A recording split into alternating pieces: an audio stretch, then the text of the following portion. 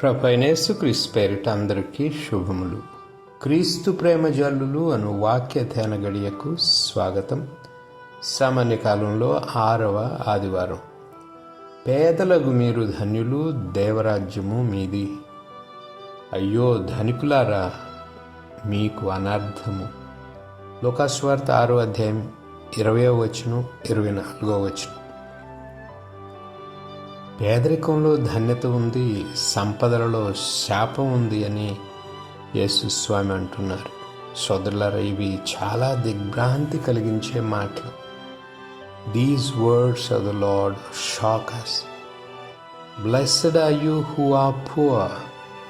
Woe to you who are rich. నిజంగా ఈ మాటలు ఆశ్చర్యం కలిగిస్తాయండి. They baffle us.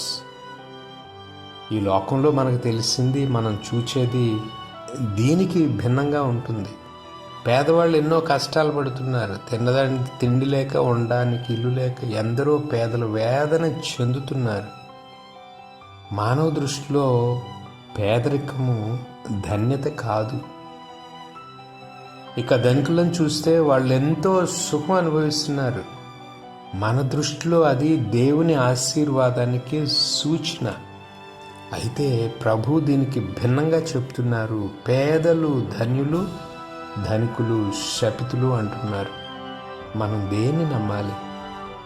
దారిద్ర్యం శాపం, ఐశ్వర్యం ఆశీర్వాదం అని మనం అనుకుంటున్న దాన్ని నమ్మాలా?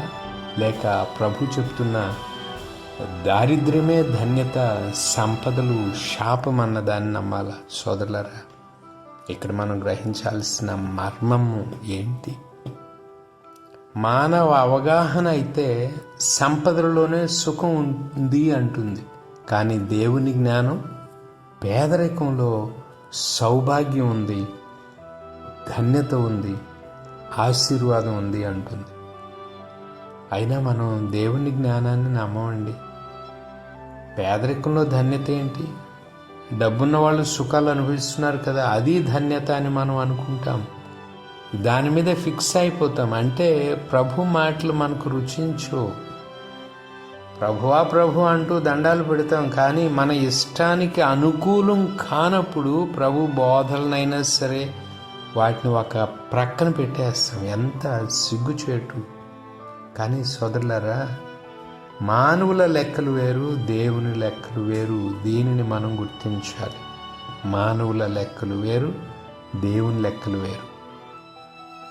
మానవులు బాహ్యమైన దాన్ని చూస్తారు, దేవుడు ఆంతరంగికమైన దాన్ని చూస్తారు. మనం అంటాం, మనం తినినప్పుడు మన ఉదరంలోకి వెళ్ళేది మనల్ని మాయలపరుస్తుంది అని. కానీ ప్రభు అంటారు, మీరు తినేది మిమ్మల్ని అశుద్ధులను చేయదు, మీలోనికి వెళ్ళేది మిమ్మల్ని మాయలపరచదు, మీలో నుండి వెలుపలకు వచ్చేది మిమ్మల్ని అశుద్ధులను చేస్తుంది అని. మార్క్స్ వార్త 7వ అధ్యాయం 15వ వచనం. మన ఆలోచనలకు దేవుని ఆలోచనలకు ఎంత తేడా! మన మార్గాలకు దేవుని మార్గాలకు ఎంత వ్యత్యాసం! మానవులు చూచేది అశాశ్వతమైనది, దేవుడు చూచేది నిత్యమైనది. సోదరులారా, మన దృష్టి ఎప్పుడు మారుతుంది? మన ఆలోచనలు ఎప్పుడు మారుతాయి? మన మార్గాలు ఎప్పుడు సక్రమం అవుతాయి? నైటింగేల్ ఆఫ్ ఇండియా అని పిలువబడిన లతా మంగేష్కర్ అనే గాయకురాలు కరోనా వ్యాధి సోకి చికిత్స పొందుతూ కనుమూసిందండి. అయితే ఆమె చనిపోయే ముందు ఈ మాటలు చెప్పిందట. ఆమె అంటుంది, అత్యంత విలువైన బ్రాండ్ కారు నా ఇంటి గరాజులో ఉంది. కానీ నేను ఇప్పుడు హాస్పిటల్లో చక్రాల కుర్చీలో తిరుగుతున్నా. విలువైన వస్త్రాలు, విలువైన అలంకార సాధనాలు, విలువైన రకరకాల పాదరక్షలు, అమూల్యమైన వస్తువులన్నీ నా ఇంట్లో పడి ఉన్నాయి. కానీ నేను ఆసుపత్రిలో వాళ్ళు ఇచ్చిన చిన్న గౌను వేసుకుని ఉన్నాను. నా బ్యాంక్ అకౌంట్లో డబ్బు చాలానే ఉంది, కానీ దానివల్ల ఇవాళ నాకు ఏ ఉపయోగం లేదు. నా ఇల్లు ఒక రాజభవనంలా ఉంది, కానీ నేను ఇప్పుడు ఆసుపత్రిలో ఒక చిన్న పడక మీద పడి ఉన్నా. ప్రపంచంలో ఉన్న 5 స్టార్ హోటల్స్ అన్నిటికీ ప్రయాణం చేసేదాన్ని. ఇవాళ ఆసుపత్రిలో ఆ టెస్ట్కి ఈ టెస్ట్కి అంటూ ల్యాబ్లకు మారి మారి పెడుతున్నా. ఆనాడు నిత్యం శిరోజ అలంకరణల వాళ్ళు వచ్చి నా శిరోజాలు అలంకరించేవాళ్ళు. ఈనాడు నాకు శిరస్మైన శిరోజాలే లేవు. ప్రసిద్ధి చెందిన హోటల్స్లో ఆహారం తింటూ ఉండేదాన్ని, కానీ ఈనాడు పగలు 2 మాత్రలు, రాత్రి 1 చిటికెడు ఉప్పు ఇస్తున్నారు. ప్రత్యేక జెట్ విమానాల్లో ప్రపంచం అంతా తిరిగేదాన్ని, కానీ నేడు ఆసుపత్రి వరండా దాకా వెళ్ళడానికి 2 అటెండర్ల సాయం నాకు అవసరమవుతుంది. ఏ సంపద, ఏ వసతులు నాకు ఉపయోగపడడం లేదు. ఏ విధమైన ఓదార్పు ఇవ్వడం లేదు, సహాయపడడం లేదు. ఇంతేనండి ఈ జీవితం. ఎవరికి సహాయం చేయలేని ఐశ్వర్యాలు, పదవులు ఉన్న వారికి విలువ ఇవ్వకండి అని ఆ లతా మంగేష్కర్ అందట. సోదరులారా, మన సంగతి ఏంటి? మనం ఏ సంపదల వెనక పడుతున్నామో అవి తన ప్రాణాలు నిలబెట్టలేకపోతున్నాయని ఆమె అంటుంది. ఆమె మాత్రమే కాదండి, ఆమెలో అనేక మంది ధనికులు బ్రతికినంతకాలం డబ్బుంటే బ్రతికేయవచ్చు అని అనుకున్నారు. ఐశ్వర్యాల్లో మునిగి తేలారు, కానీ చివరిలోనే గ్రహించారు సంపదలు తమను కాపాడలేవని, తమ ప్రాణాలు నిలపలేవని. ఇప్పుడు చెప్పండి, మనం దేన్ని ఎంచుకోవాలి? సాధారణంగా జరుగుతున్నది ఏంటి? మనం ఏం చేస్తున్నాం? లౌకికమైన దానిని ఆశపడుతున్నాం. భౌతికమైన కళ్ళతో చూచి బాహ్యమైన వాటిని ఎంచుకుని ఆ సంపదల వెనక పడుతూ ఉన్నాం. ఇక్కడే మనం బోల్తా పడుతున్నాం. కారణం, కనిపించేదంతా నశిస్తుందండి.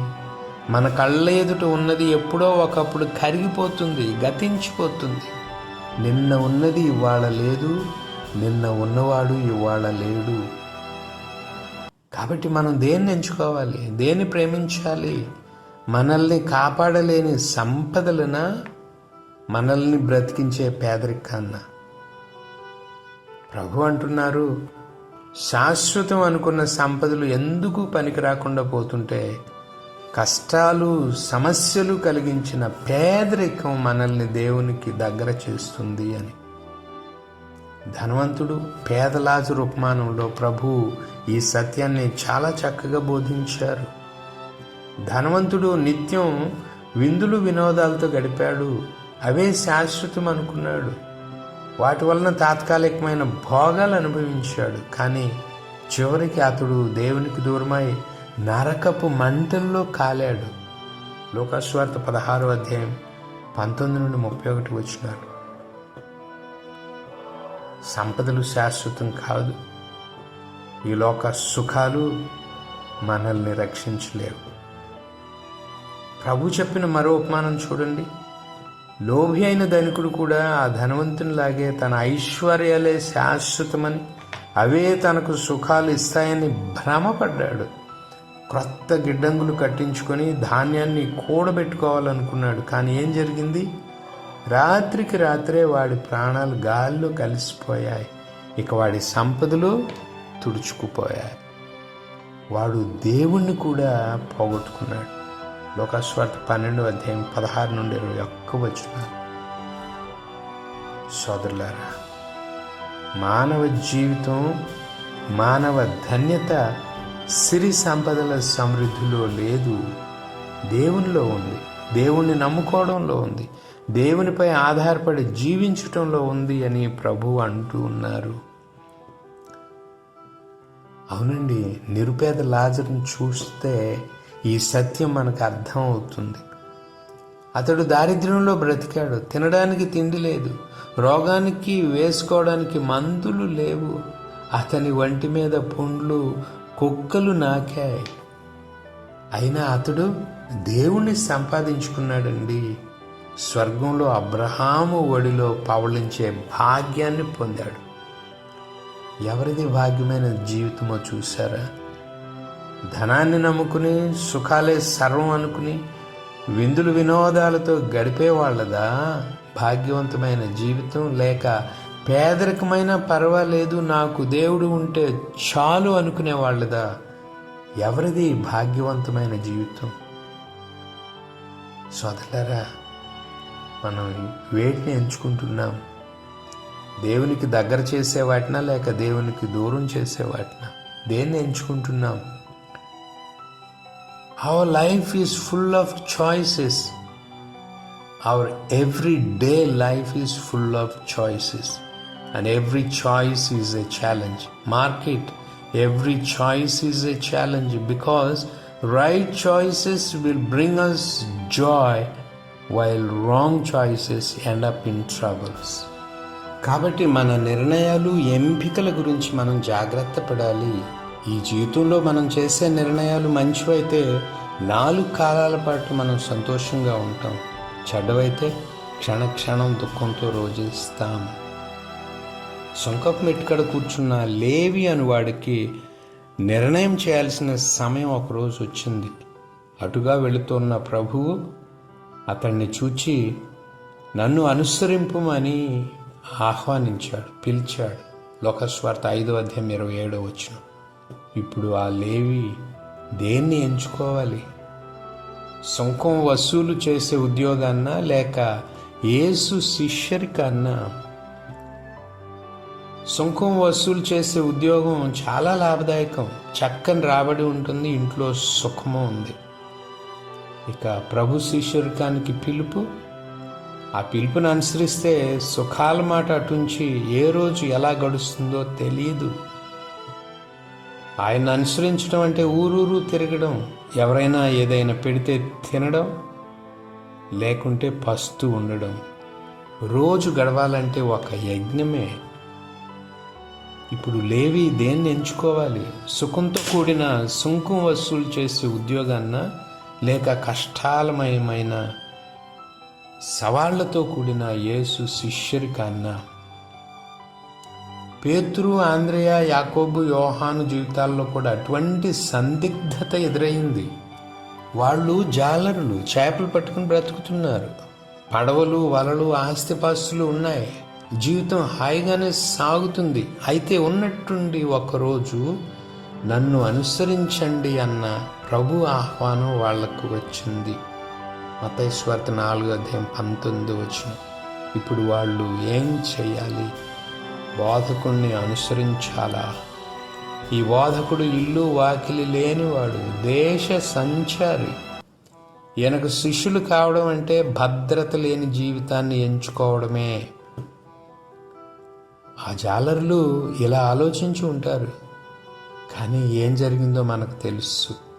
వాళ్ళు ఎటువంటి ఎంపిక చేశారో మనకు తెలుసు. వాళ్ళు వెంటనే తమకున్న సమస్తాన్ని వదిలిపెట్టి, పడవను, వలలను, తండ్రిని కూడా వదిలిపెట్టి ప్రభువును వెంబడించారు. సోదరులారా, వాళ్ళు చేసిన ఆ ఎంపిక ఎంత శ్రేష్టమైందో కూడా మనకు తెలుసు. వాళ్ళు మనుష్యులను పట్టే జాలరులు అయ్యారు, దేవుని రాజ్యాన్ని కట్టే నిర్మాతలు అయ్యారు, జీవవాక్యాన్ని ప్రపంచ నలుమూలలా వెదజల్లే బోధకులు అయ్యారు, లోకానికి రక్షకుని పరిచయం చేశారు. దారిద్ర్య జీవిత ఎంపికలోని ధన్యత అది. సోదరులారా, ప్రభు శిష్యులు చేసిన ఎంపిక లోకం దృష్టిలో అజ్ఞానంతో కూడినది కావచ్చు, కానీ దేవుని దృష్టిలో ఎంతో ధన్యకరమైనది. అందుకే వాళ్ళు శాశ్వతమైన సంతోషాన్ని మూట కట్టుకున్నారు. వాళ్లే గనక ఈ లోకం లెక్కల ప్రకారం ఆలోచించి ప్రభువును అనుసరించకుండా లేవి సుంకం మెట్టు దగ్గర కూర్చుని ఉండిపోయినా, యాకోబు, యోహాను, పేతురు, ఆంద్రేయలు తమ చేపల వృత్తిలోనే కొనసాగిన అందరిలాగే వాళ్ళు జీవించేవాళ్ళు, మరణించి మట్టిలో కలిసిపోయేవాళ్ళు, ఎవ్వరికీ గుర్తుండేవాళ్ళు కాదు. కానీ వాళ్ళు ఉత్తమమైన దాన్ని ఎన్నుకున్నారు, దేవుని లెక్కలు పాటించారు, దేవుని మార్గాన్ని ఎంచుకున్నారు. అందుకే క్రైస్తవ చరిత్రలో శాశ్వతంగా ఆకాశంలోని నక్షత్రాల్లాగా నిలిచిపోయారు. 2000 సంవత్సరాల తర్వాత కూడా వాళ్ళ జీవితాలు మనకు ఆదర్శమయ్యాయి. సోదరులారా, వాళ్ళు ప్రభువుని నమ్మారు, మనుషులను కాదు, ఈ లోక సంపదలను కాదు, ప్రభువును నమ్మి ఆయన మాట మీద ఆధారపడ్డారు. కాబట్టి ఇర్మియా ప్రవక్త చెప్పినట్లు ఏటి ఒడ్డున నాటబడిన చెట్ల వలె నిత్యము ఆకులు వాడక ఉన్నారు. ఎల్లప్పుడూ పరలోక రాజ్యపు ఫలాలను వాళ్ళు పండించారు. ఇర్మియా గ్రంథం 17వ అధ్యాయం 5-8 వచనాలు. సోదరులారా, ఈ లోక సంపదలను కాకుండా ప్రభువుని ఎంచుకున్న వాళ్ళు నిజమైన ధనికులు, భాగ్యవంతులండి. మనుషులు నమ్ముకున్న వాళ్ళు, లోకాన్ని నమ్ముకున్న వాళ్ళు, ఈ లోక సంపదలను ఆశించి వాటిని ఆశ్రయించిన వాళ్ళు ఏదో ఒక రోజు లేమిని అనుభవిస్తారు. కానీ ప్రభువుని ఆశ్రయించే వాళ్ళు నిత్యం పచ్చిక పట్టుల్లో విశ్రమిస్తారు, చల్లని జలాశయములలో పానం చేస్తారు. మనం ఎవరిని ఆశ్రయిస్తున్నాం? అశాశ్వతమైన లోకాన్న, లేక నిత్య జీవాన్ని, నిత్య సంతోషాన్ని ఇచ్చే ప్రభువునా? మనం దేన్ని కోరుకుంటున్నాం? దేన్ని ఎంచుకుంటున్నాం? గతించిపోయే సంపదలనా, లేక అబ్రహాము ఒడిలోనికి చేర్చే పేదరికాన్న? ఆత్మ పరిశీలన చేసుకుందాం. చివరిగా ఒక ప్రాముఖ్యమైన విషయాన్ని మనం గుర్తించాలండి. పేదలకు మీరు ధన్యులు అని ప్రభు అన్నారు, నిజమే. కానీ పేదలందరూ ధన్యులేనా అండి? పేదలకు మీరు ధన్యులని ప్రభు అన్నారు, అయినా పేదలందరూ ధన్యులు కాలేరండి. ఎందుకంటే కొంతమంది తమ పేదరికాన్ని బట్టి నిత్యం సణుగుకుంటూ దేవుణ్ణి దూషిస్తూ ఉంటారు, తమను తాము శపించుకుంటూ ఉంటారు. తమ పేదరికం దేవునికి దగ్గరవడానికి ఒక మార్గమని వాళ్ళు గుర్తించడం లేదు. మరి వాళ్ళు ఎలా ధన్యులవుతారు? అలాగే ధనికులందరూ శాపగ్రస్తులు కాదండి. అయ్యో ధనికులారా, మీకు అనర్థమని ప్రభు అన్నారు. అయినా ధనికులందరూ శాపగ్రస్తులు కాదు. దేవుడు తమకు సంపదలను ఇచ్చింది తమ కోసమే కాదని, అవసరాలలో ఉన్న వాళ్ళ కోసం వెచ్చించడానికని, అవసరాల్లో ఉన్న వాళ్ళని ఆదుకోవడానికి తమ సంపదలను, తమ దగ్గర ఉన్న ధనాన్ని ఉపయోగించాలని గుర్తించే ధనికులు ఉన్నారు చూడండి. వాళ్ళు శాపగ్రస్తులు కారు. వాళ్ళు తమ సంపదలను నలుగురి మేలు కోసం పంచుతున్నారు. కాబట్టి దేవుడు వాళ్ళ దాన గుణాన్ని దీవిస్తారు. అలా జీవించే ధనికులు ధన్యులండి. ఎందుకంటే వాళ్ళు ఈ లోకంలో కాకుండా పరలోకంలో సంపదలు కూడబెట్టుకుంటూ ఉన్నారు. మత్తయి సువార్త 6వ అధ్యాయం 20వ వచనం. ఇక పేదలైన మీరు ధన్యులు, దేవరాజ్యం మీది అన్న ప్రభు మాటలు ఎవరి జీవితాల్లో నెరవేరుతాయండి? పేదరికంలో దేవుణ్ణి ఆశ్రయిస్తూ, దేవుని చేయి పట్టుకుని నడుస్తూ, ఆయన ఆదరణను అనుభవిస్తూ జీవించే వాళ్ళు ఉన్నారే, అటువంటి పేదలు ధన్యులండి. 2 కాసులు కానుక వేసిన పేద వితంతును గుర్తు చేసుకోండి. ఆమె తన పేదరికాన్ని అసహించుకోలేదు, దాన్ని శాపంగా భావించలేదు, దేవుణ్ణి దూషించలేదు. దానికి బదులు తన పేదరికం ద్వారా ఆమె దేవునికి దగ్గరయ్యింది, దేవునికి ప్రియురాలయ్యింది.